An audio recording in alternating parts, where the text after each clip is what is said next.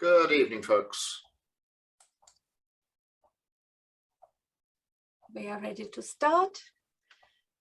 Which is always giving a minute for people to carry on joining us because it always takes a little bit of time. So welcome to SDS Thursday. And I want to say welcome also to people who watch us on YouTube afterwards. This is SDS Thursdays brought to you by SDS Seminars. We are a UK-based training company in psychological skills training. And the company has been going for the last 30 years. And the Thursday's been going for almost 2 years since the first lockdown. So it's always very good to see you. And I know that we still get people who are here for the first time. And I want to say welcome to you. And traditionally, I ask you in the beginning to start typing in the chat box a little bit of information about yourself, because I can't emphasize strongly enough how our presenters, how they're interested in knowing who is here to listen to their presentation. So if you can let us know where you are in the world, what is your professional background, what setting you're working in. I can see lots of familiar faces, but I might know you, but Andrew, our presenter, might not know you. So please still let us know a bit about yourself. And also whether the topic, we will be talking about suicide and working with suicidal tendencies and inclinations, and whether the topic is of particular interest to you, whether you work with this type of clients and come across them. I will be interested in knowing whether you've attended Andrew's course last year, because he did present this course for us last January. So maybe there are people who have attended this course already, and it would be very useful if you share your opinion of that course and recommend it to other people, because in my opinion, it was absolutely wonderful. But I don't want you to take my word for it. It'll be much more interesting to hear your opinion on that. So because people are coming late, and we know that, I, as always, will take a little bit of time just taking you through the courses which SDS is offering to you in the next couple of months. And I say couple of months because it's obviously Christmas period, and we will take a break in the middle of it. So I'll share my screen with you and just tell you a little bit about what we are going to do. I've forgotten to introduce myself. Yes, my name is Julia, and I'm one of the directors of SDS, if you are here for the first time. So, okay, this is SDS website, which I hope you all know, because if you receive our emails with the invitation to this event, you probably registered on this very page.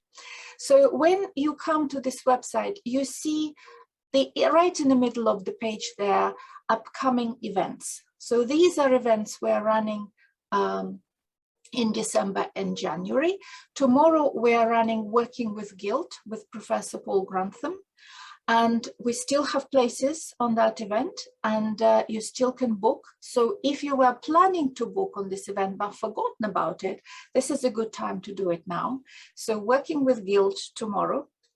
And on the 9th of December, we are running a 2-hour short workshop on gender dysphoria and supporting young people with transgender identities. And this will be presented by Georgina Rush. And if you've been to SDS Thursday with Georgina, you know what a great presenter she is, and how familiar she is with the topic, how informed she is. So I highly recommend to anyone who works with young people and adolescents, children, young adults, to probably consider that course. It's only 2 hours on the 9th of December. And I think Early bird discount expires tonight, so you might still catch early bird discount for that course. And then we take a break for Christmas, and on the 14th of January, Andrew Beck, Dr. Andrew Beck, president of BABCP, presents on the topic of trauma following sexual assault. And that's, again, 2 hours course within the adolescent certificate. And if you've been on his Thursday last week, again, you know what a great presenter Andrew is, how informed he is, compassionate, inspirational. So I again heartily recommend you to look into this course. But if you want to see courses which are happening a little bit down the line, you go and click on all courses and choose calendar view. And in calendar view, you'll see everything that we are offering. And you can see on the 25th of January, we start 3-part training on your work with suicidal clients, the essentials, with Professor Andrew Reeves, our tonight's presenter. And this course will be full day course in the sense that it will be 6 CPD hours, but they will be broken into 3 parts, 2-hour parts once a week. So it's actually very manageable. Again, between 12 and 2, very manageable 3 parts, 2 hours, 6 hours altogether. So it'll be 25th of January, 1st of February, and 8th of February. And again, early bird price is still available. So please have a look, and I'll put this link into the chat so it is easier for you to find it. Okay, so this is what I wanted to share with you, but now I am happy to pass the microphone to my co-director, Paul Grantham, who will tell you a little more about Andrew and about the course. Paul, please. Welcome, folks, this evening. I guess for many of you, Andrew Reeves will need no introduction. But for those of you who have not come across him before, let me just give you a brief background to somebody who has got a long and extensive experience and also theoretical and practical knowledge in this particular field. He is currently Professor of Counselling at the University of Chester. He is a past chair of the British Association of Counselling and Psychotherapy, which he actually headed up for a 5-year period. Not surprisingly, he was at the forefront of a number of potential changes that occurred in the talking therapies field during that particular period. He continues in his role, not surprisingly, in terms of a number of bodies in connection with counselling and psychotherapy, including a number of journals. And I guess most importantly, in connection with this evening, he's done an enormous amount of research on self-harm and suicidal behaviour and ideation, both in young people and also in adults. I will say no more about him apart from to pass you over to his good care and to say, like you, I'm looking forward to an interesting introduction to this, which I hope will grab your interest and encourage you to come along to the full training that he's actually giving early next year. Over to you, Andrew. Thank you, Paul. Thank you, Julia. Nice to see you all. Thank you so much for logging in this evening, and I hope it's going to be of help to you. My plan for this evening is to talk for about half an hour, but I want to leave plenty of time for kind of discussion and questions and comments and thoughts, because my experience is that we learn as much from each other as we do from one person talking at you for half an hour. So hopefully the things I'm going to cover will kind of provoke and prompt things for you. It feels important to say we are talking about suicide. There's nothing in this evening's session which is intended to provoke difficult feelings in you.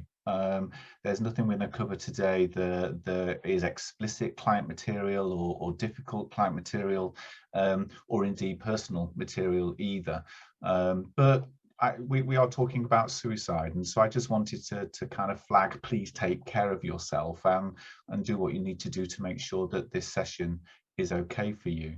The most important and I think the most relevant part of an introduction, thank you so much, Paul, for saying those things about me, but is that at my heart I do kind of academic stuff, but I'm a practitioner, and I have been a practitioner as a social worker and as a therapist for kind of 30 years, and I never identified myself as an academic, and still feel a little bit of imposter in that role. So why 30 years on do I talk about suicide? And some of you will know the answer to this because I've talked about it before and I've written about it, but as a trainee therapist, I experienced the death of a client through suicide, somebody who I've been working with for some considerable time, who, to cut quite a lengthy and complex story short, came to a session, was in really good spirits, and we had a very powerful session where she was planning for the next few weeks and what she was wanting to do, and she stood up at the end of the session and she shook my hand and she said, "Oh, thank you, Andrew, thank you so much, and I shall see you next week," where she promptly left the room, got on the bus, went home to her flat and killed herself. And I heard of her suicide the following morning when the service I worked for was contacted. And so I was a social worker then, but relatively newly qualified, and was doing my therapy training. And I was thrown into a place of trauma. And I didn't kind of identify it as trauma at that point. Trauma obviously was there as a concept, but didn't have the same kind of traction and kind of understanding that we have about trauma. What I knew was that I was overwhelmed with distress, personally and professionally. I was catapulted into a place of a sense of incompetence, a sense of having let my client down, somebody I will call Isabel, that's obviously not her real name, that I'd let her down, that I should have spotted something, I should have seen the signs, I should have done something different if I'd done something different, or if perhaps I'd been a better therapist or a better person, then maybe Isabel wouldn't have gone home and killed herself. And I had nightmares and flashbacks and had to suspend my practice. I had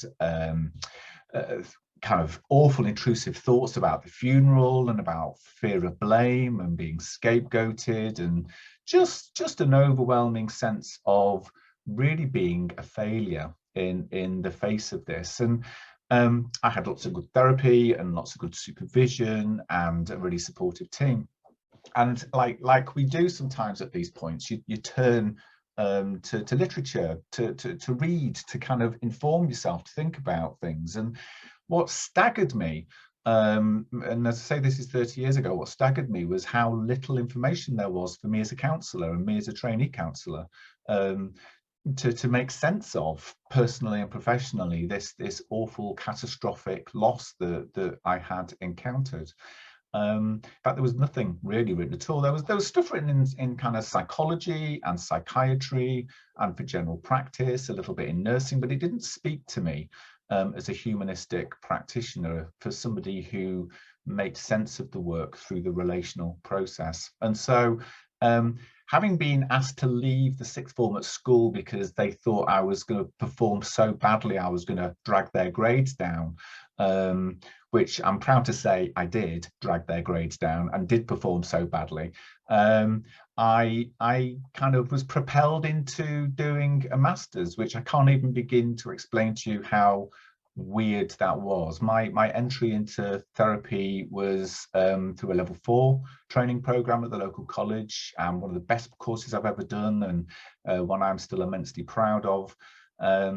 And so doing a master's just didn't fit in my psyche, and therein began the journey, my kind of healing journey, which has been, well, perhaps 30 years, but certainly a good 10 to 15 years of sense making of what happened in the aftermath for me of Isabel's death and what that means for us.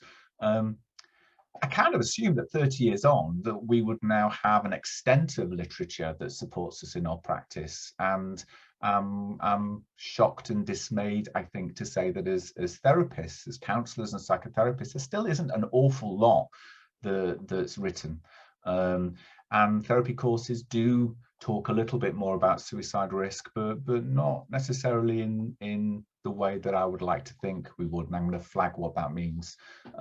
So I think therapy and therapists do a staggeringly good job with people who are in that place of the greatest point of vulnerability in their lives. But I don't think that we're necessarily always well equipped by our training and by our resources and by our kind of external learning opportunities to really think about this. So there's something about why is that material not there? I kind of think that this continues in some ways to be a hard thing to talk about, a really difficult thing to name, a really difficult thing for us to engage with. I'm not saying for all of you individually, I'm talking at a more generic way, and indeed at a kind of a social position as well. You know, I mean, given where we have been and where we are with COVID, death has been a very predominant issue, and I lost my mother through COVID early in the pandemic, so the impact of bereavement is very, very profound, but this is still something that is hard to talk about.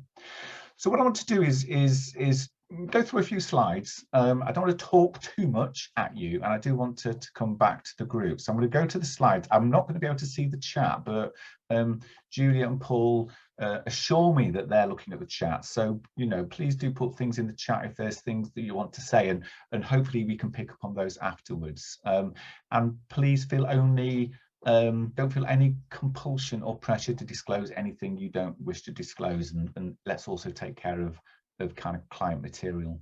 If there's any kind of client work that you're wanting to draw on, please kind of anonymize it as best as you can to kind of protect people's confidentiality. Before I go to the slides, Julia, I'm going to ask you a favor, because I'm going to start with a short video, and I need you to unmute and tell me to stop it if the sound doesn't work properly, because sometimes it works well, sometimes it doesn't. So I don't want to waste people's time with a video that isn't working. And so I kind of want to focus on the relationship. What do we mean by working with risk? Well, for me, it's about working with the relationship. It's about engaging with the individual. It's important to say that what I'm going to talk about will apply to working with adults, but also children and young people. I supervise and have worked with children and young people, and clearly we'll drill down a little bit more for those of you who are going to come to the sessions about how we might nuance and vary what we do in terms of language and capacity and understanding. But actually the principles of what I'm talking about are very much the same. So I want to start with a very short video just to contextualize what it is we're talking about. So I'm introducing you to Anne. Anne isn't an actor, but this isn't a real session, so please don't kind of worry about Anne's well-being at the end of this. This isn't a scripted session, so it was naturally occurring dialogue. So Anne is a 56-year-old teacher. She's been attending counselling for a short while, but she suffers from chronic back pain, and she's noticing that is really beginning to kind of limit the things that she wants to do in her life, and she's feeling increasingly hopeless about her future. Hello, Anne. It's nice to see you again. Do you want to start by telling me a little bit more about this week, how this week's been for you? In a way, I've been really glad to get here to tell you that to tell someone that I've had a really crappy week. I've never known a week like it. Right. Terrible. Really terrible. You look really distressed when you're telling me that. It's just been like no other week. I've had so many thoughts about myself and about what future is ahead, and I don't know, incidents at work have, I guess, sparked things off, and I suppose it sort of centres on the fact that I guess my back pain is getting worse, and I don't seem to be able to do what I used to do, and that's not like me.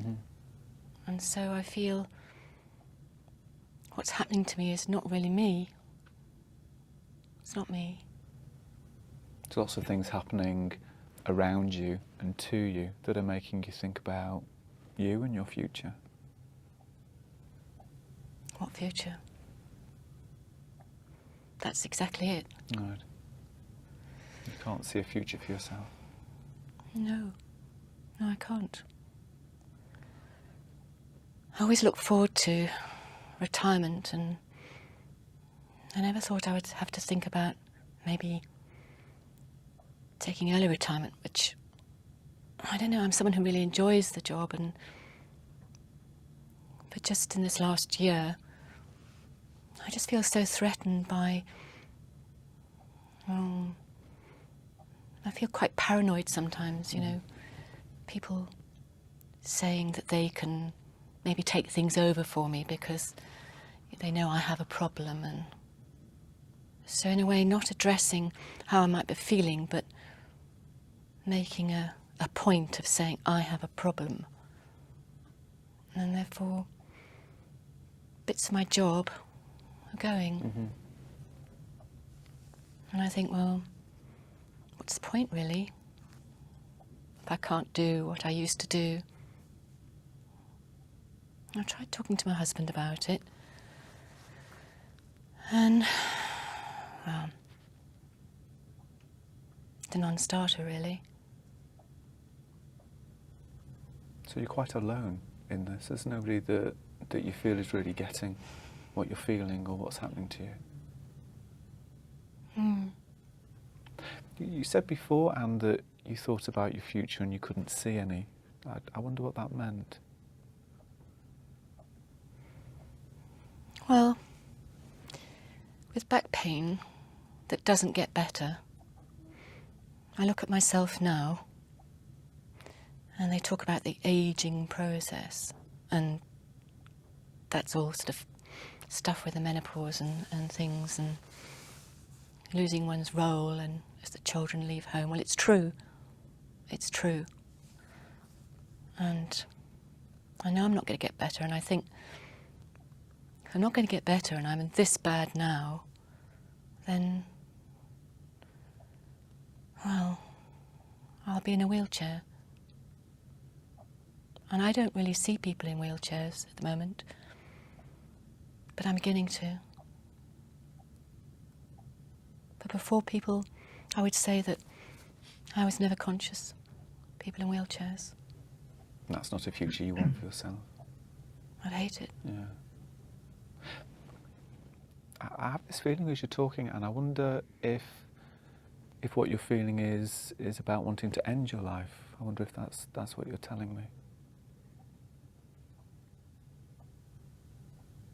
I have to be truthful, and in fact it's a relief to be able to tell you that during this week I've thought of that very much. It's been quite a strong thought for you this week. It's very frightening as well. Yes. What thoughts have you had? I mean, how specific have your thoughts been?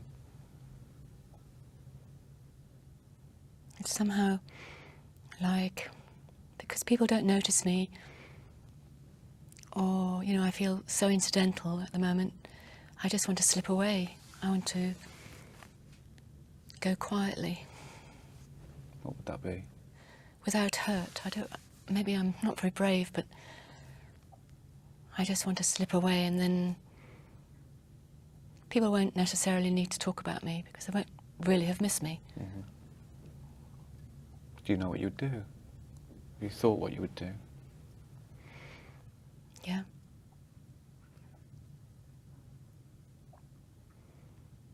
I want to go back to the sea, near where I was born, where I used to get a lot of pleasure of walking along cliffs. And then I just want to slip away.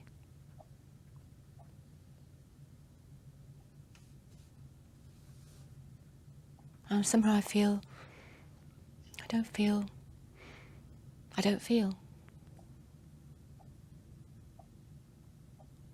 Numb. So here we have the dilemma. Here we have the situation that I'm sure many of you have encountered, that we we kind of think in working with people who are contemplating suicide that actually what they're going to do is come in and just tell us that, and it's going to be very clear, and the anxiety sits with what do we do when somebody comes in and tells us this, and of course people sometimes do come into the room and just tell us very clearly that this is how they're feeling and this is what they're thinking. But what Anne naturally demonstrated in this session, I think, is perhaps more typical of many of the clients that we work with. And this is backed by some research that I did, which I haven't got time to go into tonight, but that looked at how do clients first begin to talk about their suicidal thinking in therapy sessions. And I've done this research with adults, and I've also replicated it with kind of young people. And interestingly, it was fairly consistent, and that is that at the first mention of suicidal thinking, clients will often allude to suicide or introduce it in metaphor. So Anne talked about, I kind of want to get out of the way. I kind of, I want to disappear.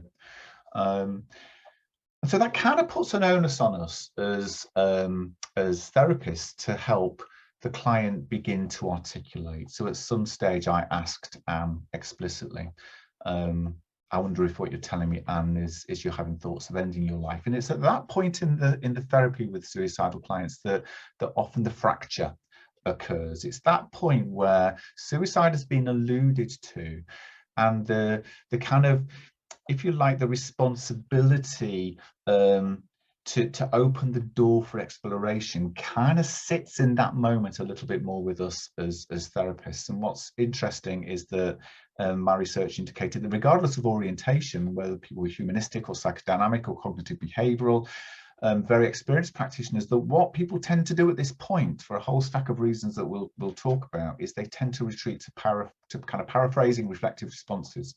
And there's nothing wrong with paraphrasing reflective responses, but they kind of position you with where the client is at, not where you need to go to in the dialogue.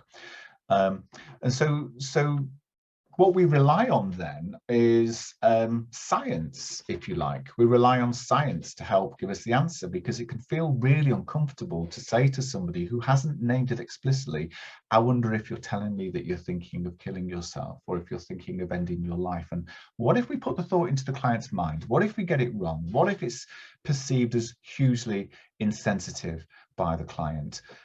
It's worth saying we don't put the thought into the client's mind. There's no research evidence to support that. Asking the suicide question will at worst leave a level of risk unchanged, but typically in of itself can begin to help reduce the level of risk. And if we reflect on what Anne said, she said, and it's a relief to be able to talk about this, and that's actually quite a shared experience for people. Hello, Anne. It's nice to see you again. Yes, there we go. Now I've got rid of myself. So we have lots of things that I can't possibly get into tonight, but we have lots of things that kind of sit around that work. There's me and Anne in the room, but actually contextualizing that relationship, there's a whole stack of things that we need to think about. There's the working context. Am I seeing Anne in independent practice, or in health or social care services, or in a third sector, or in a school, or in a university or college, or in a bereavement service, or a chronic pain service, and so on and so on and so on. And all of those organisations will have their position on it, which will be on a continuum, more risk averse and more risk tolerant. Some organisations will support very active ongoing work with risk, and some organisations won't, and will have a policy that will direct you. So working context is really important. What are our personal perspectives? I mean, not in relation to Anne in the moment, I'll come on to that, but in relation to suicide. I kind of talked at the beginning, it was right that I kind of just flagged that this is a sensitive issue. There have been times in my life where I have thought of suicide. There will be people joining us tonight in this Zoom call who will have done the same, who may have done things to try and end their life. Suicide is a life and death process. It's an existential process, and we can all share in that in some way. So suicide touches us all Not that we all feel suicidal, but that we will have a relationship to it. And I think that in part perhaps explains why it's still difficult for us to talk about it.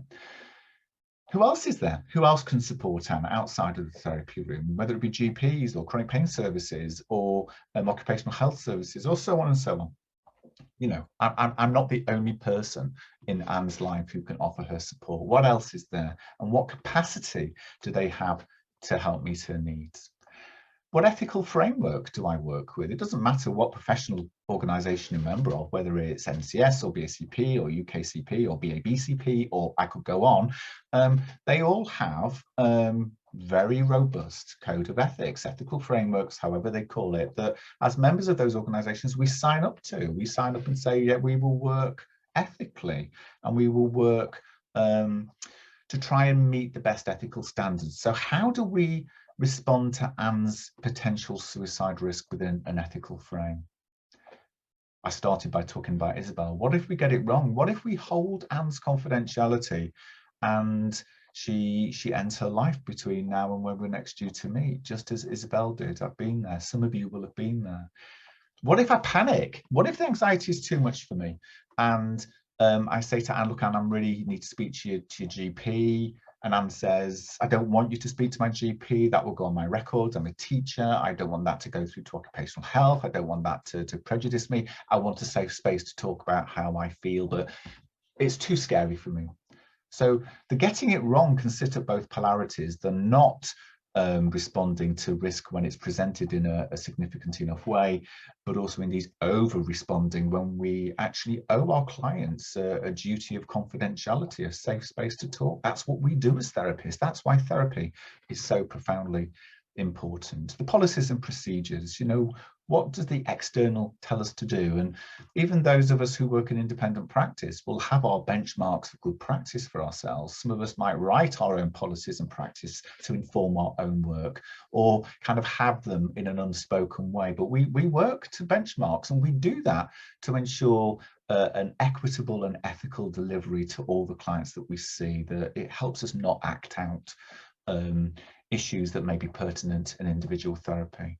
The whole notion of risk assessment, you know, the getting it right, the getting it wrong, the predicting, the prevention, the contracts we make, and the evidence base. What does the research tell us about suicide? Now, clearly in kind of 12 minutes, I'm not going to cover all of those. I'm just going to briefly focus on these three: personal perspective, risk assessment, and evidence base. I'm going to start with risk assessment because, and some of you may come back to me on this in the discussion, but it's a term that I really, really dislike, because for me, it speaks about everything that is wrong in working with suicide risk. The assessment, whilst we can do it collaboratively, can still speak of me as therapist capturing information from my client for me to make a unilateral decision about what I should do. I know that's a simplistic way of putting it, but when we look at what that means in working with suicide, I don't think I'm probably oversimplifying it. So yeah, that's systematic gathering information, the determining the likelihood of otherwise, and that we're kind of expected to make an assessment of risk. What is the likelihood of ending her life? The whole notion of risk assessment speaks of that. You know, we'll probably have risk assessment forms to complete and tick boxes, and does Anne meet these criteria, the risk factors and the protective factors, and we're directed by our organisations to do it. And oh, at some level, don't they feel a relief to do? You know, when you've completed a good tick box form, don't you feel a little bit safer? Don't you feel as if you've done your job? I'm going to disillusion you a little bit on that, but why do we do it? Well, generally they're generally fairly pointless instruments in terms of risk, but organisations ask us to do it because they feel anxious too, and it kind of helps them feel as if they've done the right job, and we do it because it helps us feel that we've done the right job, but at the end of it, I'm not sure what we've achieved. So if we apply risk factors, we know that Annie's female, she has chronic pain, There are all sorts of multitudes of aspects of loss that she's experiencing, emotionally isolated. There's very few people she can talk to, but under the Mental Capacity Act in the UK, she appears to have capacity, or there are different versions of that act across the 4 nations, but the general principles are the same. She appears to have capacity, she's lucid, she has cognitive functioning, she's responding to questions. She does have suicidal ideation, she does have plans, but she did think it was a relief to be able to talk about it, but she's fearful of her future. And I challenge any of you,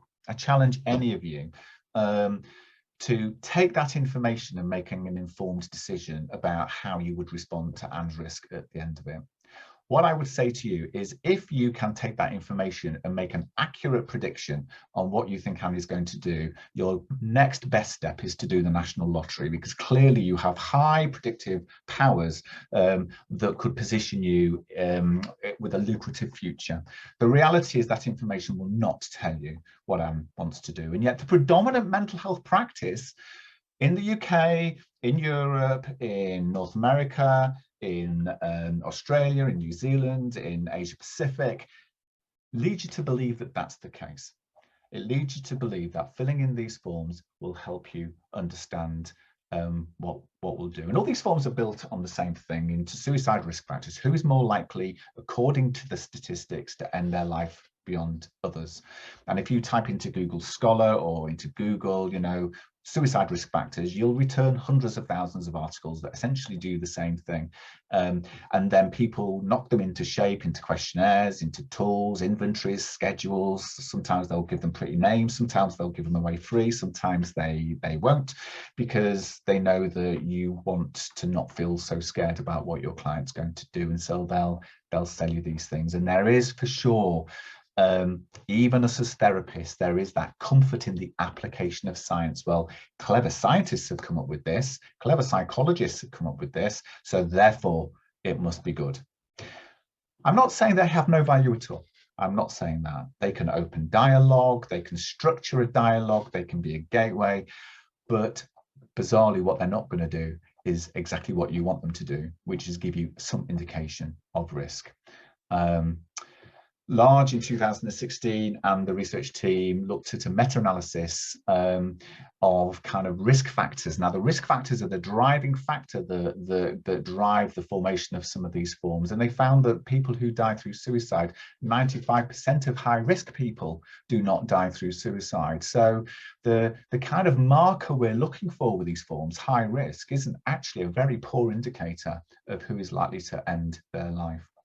They additionally stated that we found no evidence that the statistical strength of risk assessment has improved over time. And if you don't believe Large et al., cracking name though, so who wouldn't believe Large? But if you don't believe Large et al., then NICE, and I never thought I would hear myself saying this, but I agree with NICE. And NICE say that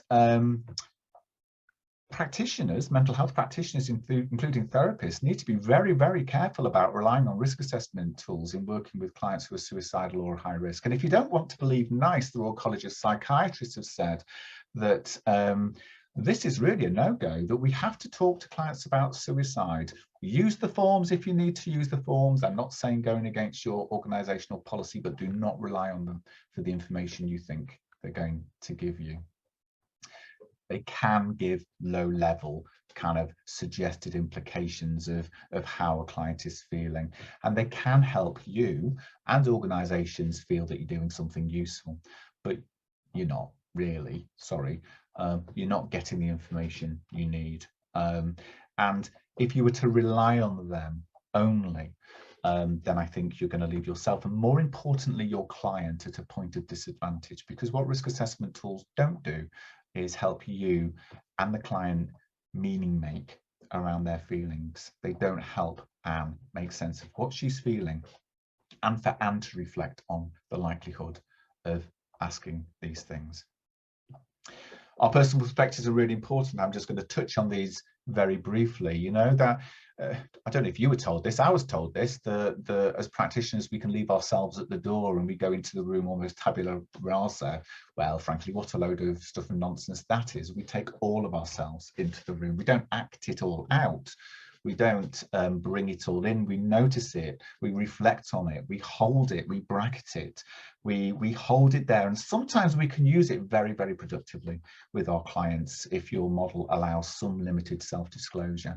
We go to supervision, we sense make of it, but we don't leave it at the door. We don't go into a room as some sort of kind of therapy robot and have no personal response. Our personal response is really important, but we need to reflect on suicide, that can provoke very particular feelings across the spectrum. And there are all sorts of things. I've given just an example here of things that can flag: faith, spirituality, our own experiences of having been suicidal, or perhaps suicide in our family, or being bereaved through suicide. Music we listen to, films that we watch, books that we read, news reports. Living through a worldwide pandemic can profoundly shift our existential relationship with the world, and that sense of living and dying in its broadest sense. Attending an SDS 1-hour seminar on a Thursday evening might change your life. I might be overclaiming that, but it shifts our thinking. You know, it's a dynamic thing. We rarely hold one single position, and we shift and change, and we respond differently to the individuals that we work with. So we've got a bit of a tangle, really. We've got these forms that are sold to us that they'll tell us what a client is going to do in relation to their suicidal thinking that don't work. We've got all of these policies and procedures and these external factors and ethics and contracts and professional associations. And what if we get it wrong? You know, we're going to be dragged to the basement at BACP House and tortured for our sins. There isn't a basement at BACP House, by the way. It's not that exciting. And we have to make sense of this. So we're sitting in a room with Anne, and I don't know how this feels for you, but even now, all these years on, and I've experienced 4 suicides in my client work. I've read a lot about this, I've written a lot about this, I've talked a lot about this, but in the moment, it can feel an enormously lonely place to know, what do I do? What do I do? Because I want the best for Anne. How do I connect with Anne? How do I make sense of what Anne is feeling? And for me, Schneidman kind of nails it. Schneidman was a leading psychologist in the US. Sadly, he's dead now. Wrote, if you want to read a great book on suicide, read Schneidman's book. So Schneidman was a very powerful figure in the world of psychology in the US. And for him to write this was really quite breathtaking. Back in 1998, our best route to understanding suicide is not through the study of the structure of the brain, nor the study of social statistics, nor the study of mental diseases, but directly through the study of human emotions described in the words of the suicidal person. The most important question to a potentially suicidal person is not an inquiry about family history or laboratory tests of blood or spinal fluid, but where do you hurt and how can I help you? What a fantastic quote. What a fantastic quote, because in that couple of sentences, Schneidman takes the accepted wisdom of suicidology, the risk assessment tools, the policies and procedures, the statistical analyses, the biochemical analyses, all of this, all of which have something to contribute. But in the moment, he says, with Anne, that's not the starting point. The starting point with Anne is, okay, Anne, where do you hurt and how can I help you? I was going to show you a video here, which I haven't got time to do, but I will try and cover that in the other sessions. It's just some therapists talking about what does where do you hurt and how do I help you feel like. And what they basically say is it can feel terrifying. It can feel terrifying to know the right moment and the right place and the right way in the right language to say to a client, where do you hurt and how can I help you? And are you telling me, Anne, that you're thinking of ending your life? And really going into that potentially scary, unknown place. And so I don't like the phrase suicide assessment, because for me, it's kind of overly, I mean, this is my projection onto it, but it's overly clinical. It's the done to rather than the done with. It's the application of a science that doesn't work. And for me, it doesn't speak to the heart of the therapeutic approach, which is about the relationship between me and the other or the others. And so I much prefer the notion of suicide exploration, that real narrative that we can engage with in our clients, to really hear their pain and anguish, to use our therapy skills to be able to safely perhaps unlock tentatively open doors and give people the space to say things that actually they may not say anywhere else. And assuming a client has capacity, and I'll explain a little bit more at another time what capacity means for those of you not familiar with it, but assuming a client has capacity, there's a simple rule of thumb, and that is that as wonderful as we are, it's not us that will keep our clients alive.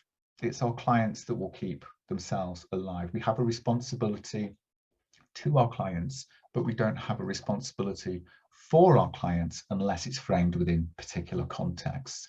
And so our task therapeutically is about meaning making, is about exploring, is about using the cultural resources of the client to think about how they can begin in the short term to keep themselves safe, and then how they can begin through exploration to make sense of their feelings so that they can begin to navigate through those issues. So let's just look at that very, very quickly in action. Let's go back to that slide. This is the risk assessment slide applied to Anne, female, chronic pain, emotionally isolated, so on and so forth. I've read it. Let's take a kind of therapeutic exploration. Let's just shift the language around a little bit. And suddenly every line there for me becomes a potential therapeutic point of exploration, that actually Anne is frightened. She's frightened about her future. She's struggling with this existential meaning, and she doesn't know what to do. Maybe she doesn't want to die. She's here talking with me about it, but maybe she doesn't know how to live. Maybe she doesn't know how to forge a life for herself. And she's grieving. She's losing a role. She's losing children. She's going through a major life change. She's got this awful chronic back pain, which is limiting her. She's losing her agency. And she kind of longs for a time when she was free and free from pain and was happy. And she feels burdened. And she feels that she's a burden. And maybe she can be helped to name what's kept her alive. One of the really important questions I find with people who are struggling is like, how have you not acted on your thoughts, Anne? How have you not taken yourself to that cliff edge? How have you not taken yourself back to the sea? What's brought you here today? Which is, I guess, a kind of a version of helping Anne to identify her own protective factors. Not that we then impose a different future on her life, but that she can begin to kind of open her position and begin to think more importantly about how her life wants to be. One of the clients I talked about who died through suicide actually made a very informed decision to end his life, which we knew he was going to do because of a physical health problem that he had.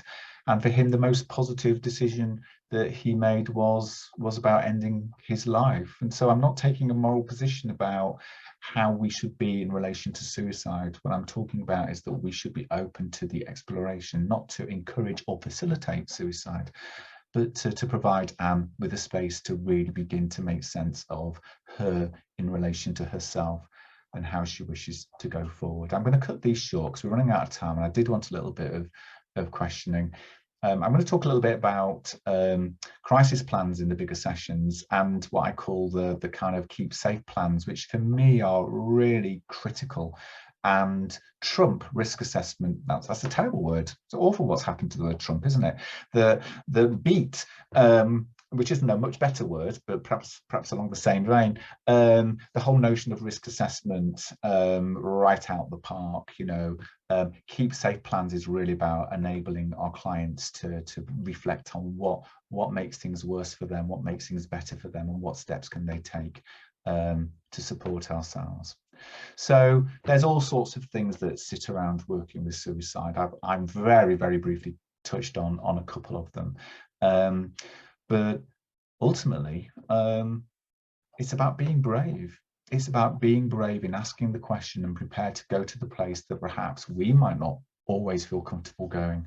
And our clients might not know how to go, but that we do that collaboratively and carefully, and out of that comes a shared decision making about how we progress.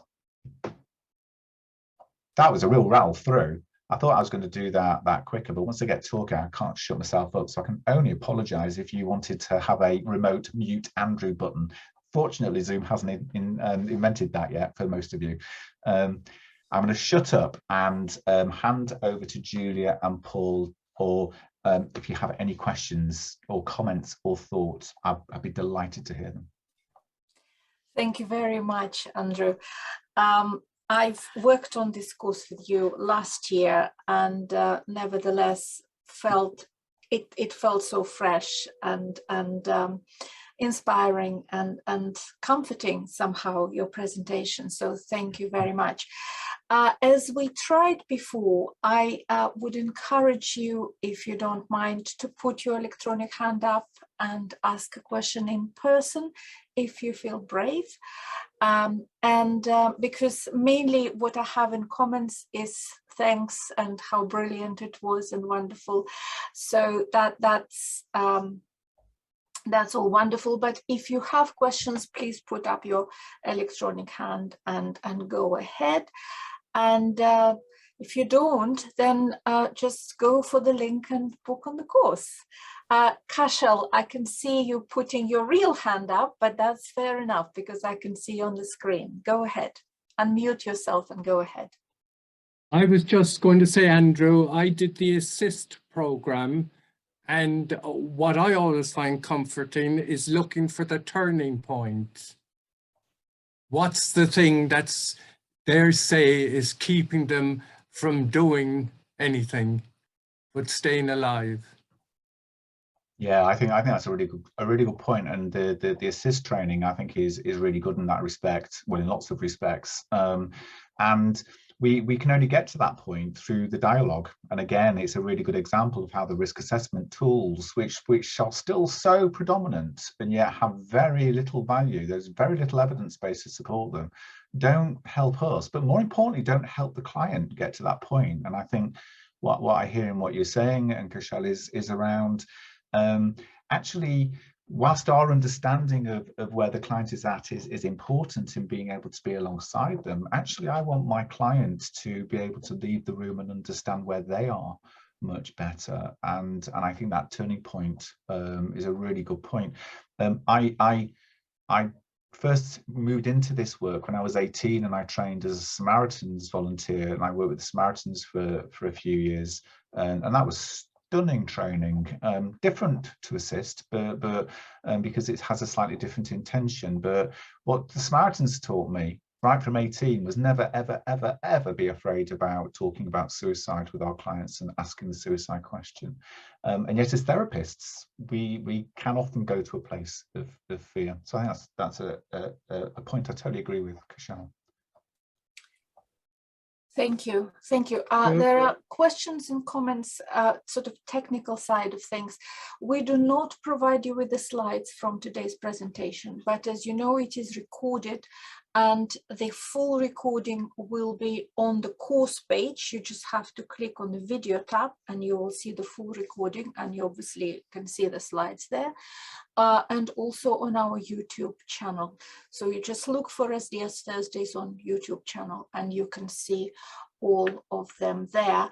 And another suggestion, to run this course over an evening rather than during the day. And that's something we will explore, but don't forget, you can book on the course, and if you can't make it every day or during the day, you'll have a full recording. I appreciate it's not quite the same, but Andrew packs the course with information, so you will be able to receive the benefit from watching the recording. So don't worry about that. You can always watch it in the evening. Okay. This comments about Samaritan. What role, right, Ibrahim is asking, what role does culture play in suicide? There are cultures where it is unheard of. Yeah. Yeah, I saw that question coming in, so I'm glad you asked me. I think it's a really, really important question, and I think the answer is probably much bigger than I can do justice to now. And I would start with something very broad before I quickly narrow it down. Is that I think there's rightly a real movement now around. You know, we've heard the expression about decolonizing and decolonizing kind of curricula and understanding, and I heard something the day which really which kind of was a much more straightforward way of saying that, which is about broadening our perspective and broadening our vision around kind of what exists. And one of my criticisms around mental health, of which I've been a part of, so I don't absolve myself from this, is that the mental health generally, and I would apply that to kind of a lot of the counselling and psychotherapy theories, have kind of developed around kind of white Western notions of what mental health is. And you know, a lot of the predominant therapies were created by white male middle-class therapists many years ago, which doesn't mean that they're no good. It just means that they need to evolve and shape. And I worked in a university setting for many years, and a lot of my work was with people who came from very kind of different cultural perspectives to how those therapies were originally created. And you know, we continue to locate notions of mental health as an individual phenomenon. It's an intrapersonal individual phenomenon, whereas for many people that is just a concept that doesn't fit at all. That actually mental health and well-being is how self is located within family, located within kind of the wider cultural frame, within community. And so I think we need to do a lot of rethinking about what we mean by mental health.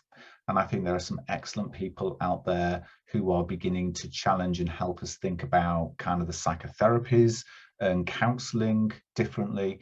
And then within that sits suicide. So we know that there are very different cultural relationships to suicide within the kind of white predominant Western culture that has spoken to of the mental health. You know, suicide has always been framed within a kind of a psychopathological, through a psychopathological lens, that you know, you only feel suicidal if you're mentally ill. That's not my favorite terminology. And it was people like Satz and Lang and who argued about this decades ago and said, actually, no, and really began to challenge that notion that suicide is inevitably part of a mental health issue. And we know that it's not. We know that it's not. That we know that suicide can equally be an existential issue, can be around kind of cultural battles that we're having, that can be faith battles that we're having, can be health battles that we're having, can be broader issues, like I said, around COVID. You know, we've all made our own sense about COVID. So that's probably as much as I can say about it now, beyond the fact that the question is a good question, and we need to think about suicide not through a single unitary lens, because that doesn't do us service. Another mechanism, of course, of using a collaborative dialogic approach with our clients around suicide rather than a risk assessment approach is that we can position that dialogue within the client's cultural frame much more effectively. Yes, it's very interesting, and I actually just wanted to comment, having read through the introductions, that we have a truly international group here today. I've spotted people from Sri Lanka, South Africa, Greece, Cyprus, Moscow, Israel. So it's actually wonderful to have an international group. So feel free to put your comments in, because we always copy the comments and questions which we didn't manage to address and send them to the presenter. So I guess it will be of interest to Andrew to read them. And I will take just one more question because simply we're running out of time. And that's from Stephanie. And Stephanie, please correct me if I'm interpreting it correctly. How would you advise a student working in a placement that requires us to use such screening task risk assessments if we suspect suicide? Basically, I guess the institution requires risk assessment to be used. What would you advise? My advice would be use them. In the same way that if you're working in an organisation that has a policy that you don't entirely agree with, some research I did asked therapists, if you disagree with an organisational policy on working with suicide, how would you manage that? And quite a lot of therapists, and this probably won't surprise you, turned around and said, well, I'll just ignore it and I'll do my own thing. And actually that's a really vulnerable place to put yourself and the client in. What you would do with a policy that you disagree with, of course, is challenge it, and you would argue against it, and you would present something that you thought was a better fit, and you would hope that your organisation would shift. And my experience is a lot of organisations do, because I think organisations do generally want to try and get this right and will learn. And if you find yourself in a situation where you are being expected to work within a policy that is so contradictory with how you position yourself in practice, and you cannot shift it, then ultimately I suppose the decision is about whether you can continue to work there. And I don't say that lightly, because I know how hard it is to find employment, but I also know how hard it is to make personal and professional compromises that are beyond what's expected. And I would say the same thing around policies. I stand by everything I've said about policies. If the about risk assessment tools. If the organisation asks you to complete the risk assessment tools and the expectation of your work, then you should complete them. But there's different ways in which you can complete them. You can complete them. I mean, we used to do core 34 beginning and end, and core 10 every single session. That's just one tool. Some of you will be familiar with core. My experience is that the client and I can work through core in a very therapeutic way, using a therapeutic lens rather than just seeing it as a benchmarking tool. So we can mitigate the potential harmful effects of tick boxes by building it into the dialogue. But the main piece of advice I would give you is do them and don't get into trouble by not doing them. But more importantly, don't see them as the start and stop point of an exploration around suicide. And that's where the danger is. There are too many organizations and too many mental health practitioners and too many therapists who because of anxiety, because of all the things that we've touched on, kind of feel that the dialogue around suicide starts with a risk assessment tool and stops with a risk assessment tool. Do the tool if you have to, do the tool if you need to, use it as effectively as you can, but then use it as the springboard for the dialogue and the springboard for the discussion. And actually, that's one of the advantages that tools give you, because most of the tools will ask questions like, have you had thoughts of suicide over the last week, or something like that. And you can ask that very therapeutically. And, you know, you can say things. I always use the term we. So I always say with my clients, for example, Julie, what you're telling me sounds really incredibly hard. And I suppose what I'm reflecting on is that there are times that in the face of what you're experiencing, any one of us can go to a place where we think about our life or ending our life. And I suppose I'm wondering where you are with that. And so we can build the questions in very therapeutically and very empathically. That's not going to put the thought in Julia's head if she wasn't thinking about it. If she wasn't thinking about it, Julia will say, no, that's not what I've been thinking. Or Julie might say, no, that's not what I've been thinking, because it is what she's thinking, but she's not quite ready to tell me yet. Or more likely, she'll say, like Anne, well, actually, now you ask, yeah. So do the tools. Don't get yourself into trouble. Don't turn around and say, Andrew Reeves told me not to use the tools. Turn around and say, Andrew Reeves told me to use the tools, but they have limited value. So what I'm going to do is use the tools and then go way beyond what they can offer. And then we'll all sleep safely at night. That's a fantastic way to finish it, Andrew. Well done. Thank you very much. Lots of very, very positive comments and thanks.